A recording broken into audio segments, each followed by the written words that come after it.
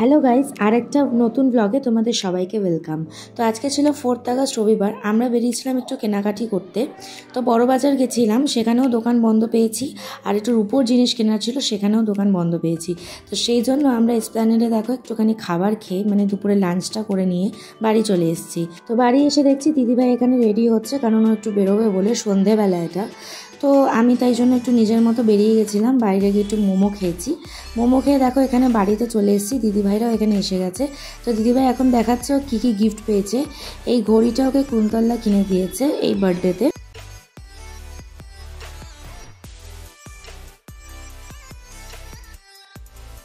আর তার সাথে মার বাবা মিলে একটা জামা দিয়েছে, যেটাও তোমরা দেখতে পাবে, ও দেখাবে এক্ষুনি, যেটা পরেও কেক কাটবে।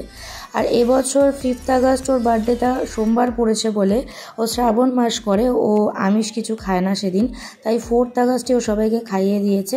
আর তার সাথে সাথে কেকটাও কাট করে নিয়েছে, কারণ এমনিও 12টাতেই জন্মেছে বলে 12টাতেই জন্মদিন সেলিব্রেট করা হয়। তো সেটাই তোমরা দেখতে থাকো। তো দেখো এই ক্লিপটা আমি সাথে অ্যাড করেছি। এই গিফটটা আজকেই এসছে মিশো থেকে।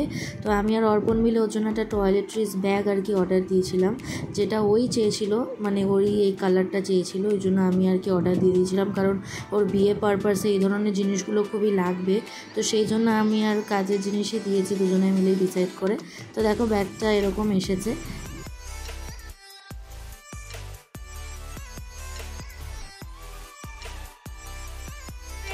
বার্থডে গার্ল হ্যাপি বার্থডে বলে ফেলেছি, এখন কেক কাটা হবে, খুব তাড়াতাড়ি কেক কাটা হবে।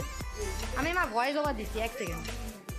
কেক কাটা হবে, সবাই বার্থডে উইশ করে দাও, হ্যাপি বার্থডে। সো দেখো এখন 12টা বেজে গেছে, ওকে আমরা উইশ করে দিলাম। তো এখন ও কেক কাটবে।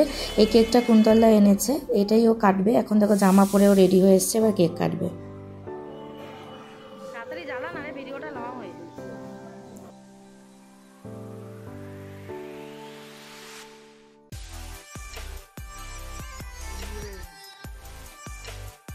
হ্যাপি বার্থডে টু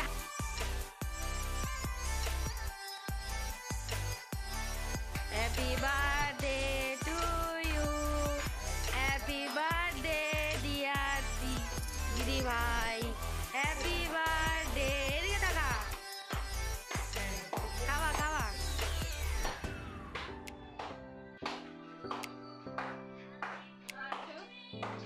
তো দেখো প্রতি বছরের মতো এবছরও কেক কেটে সবাইকেও খাইয়ে দিল, এখন আমাকেও খাইয়ে দেবে। তো দেখো রাতের বেলা কেক কেটেছে বলে খুব একটা সেজে গুজে থাকিনি। এরপরও সবার জন্য ফ্রাইড রাইস, চিলি চিকেন আর ফিশ এনেছিল। তো সেটাই আমরা মানে সবাই ভাগাভাগি করে খেয়ে নিলাম। তো কেমন লাগলো তোমাদের ব্লগটা আজকে জানিও। আর ভালো লাগলে একটা লাইক শেয়ার সাবস্ক্রাইব করে দিও, আর ফেসবুক থেকে দেখলে ফলো করে দিও। টাটা।